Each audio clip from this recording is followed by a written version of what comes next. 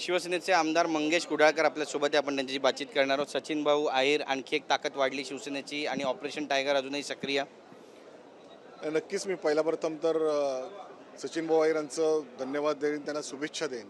कारण आज त्यांनी उपसभापतीसाठी नामनिर्देशन पत्र भरलेलं आहे आणि त्याचबरोबर माननीय एकनाथ शिंदे साहेबांचा सुद्धा त्यांचंही अभिनंदन करेन की आज एक मुंबईतला एक चांगला आमदार आज या ठिकाणी शिवसेनेच्या माध्यमातून उपसभापतीसाठी त्यांनी फॉर्म भरलेला आहे.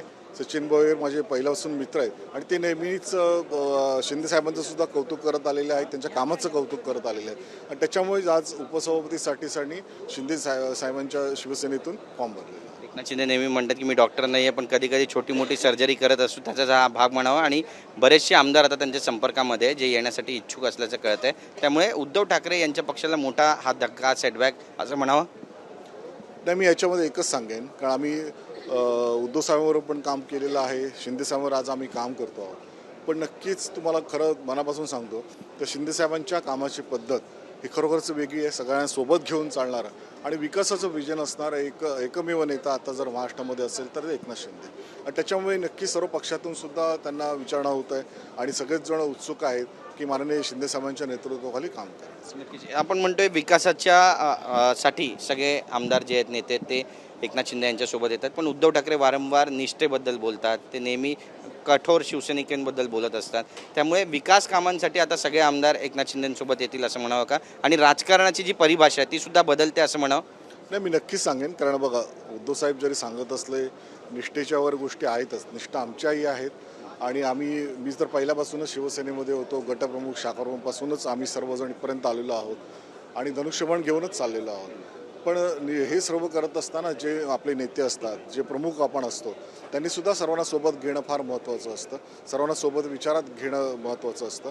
विचारात न घेता जर का तुम्ही एखादी गोष्ट परस्पर करत असाल आणि मध्येच जर का बरेचसे दलाल असतील तर निश्चितपणाने त्याचा परिणाम या सर्व गोष्टींवर होतो. आणि त्यावेळी निष्ठा वगैरे जरी असल्या तरी पण जर का ह्या गोष्टी जर का होणार नसतील, नेते जर मंडळी आपल्याला भेटत नसते, नेते मंडळी जर घरात बसून सगळं व्यवहार करत असतील तर कशाप्रकारे लोकप्रतिनिधी लोकांना पुढे सामोरं जाणं, त्यांच्या विकासाची कामं करणं हा एक मोठा मुद्दा आहे. तुम्ही जुने शिवसैनिक आहात, त्यामुळे हा प्रश्न शेवटचा प्रश्न तुम्हाला विचारतोय.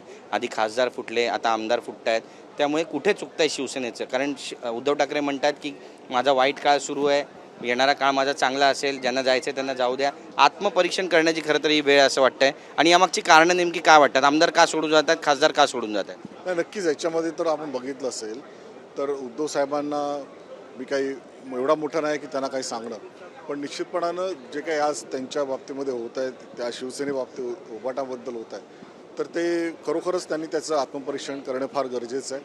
कारण का आज त्यांना असं म्हटलं तर ते अजून काहीतरी वेगळं बोलतील, पण खरं म्हणजे आम्हीसुद्धा त्यातून सर्व आलेलो आहोत आणि त्याच्याने सर्व बघितलेलं आहे आणि त्याच्यामुळे साहेबांपर्यंत पोचणं हे फार मोठं दिव्य असतं. उद्धव साहेबांपर्यंत पोचणं हे फार मोठं दिव्य असतं आणि एखादी समस्या, एखादं विकासाचं काम घेऊन जाणं, एखादे प्रश्न घेऊन जाणं, विभागातील शिवसैनिकांचे काही प्रश्न असतील तर ते घेऊन जाणं हे फार जिकरीचं काम होऊन बसतं आणि त्याच्यामुळे अशा नेत्यांबरोबर काम करायला मग सहसा कोणी उत्सुक राहत नाही.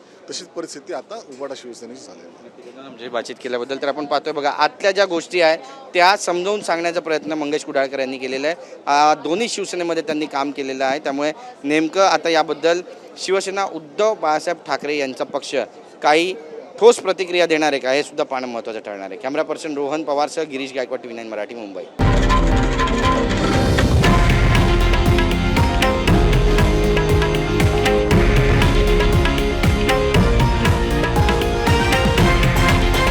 हे आहे देशातील नंबर 1 न्यूज नेटवर्क आणि आपण पाहत आहात TV9 मराठी, एकमेव.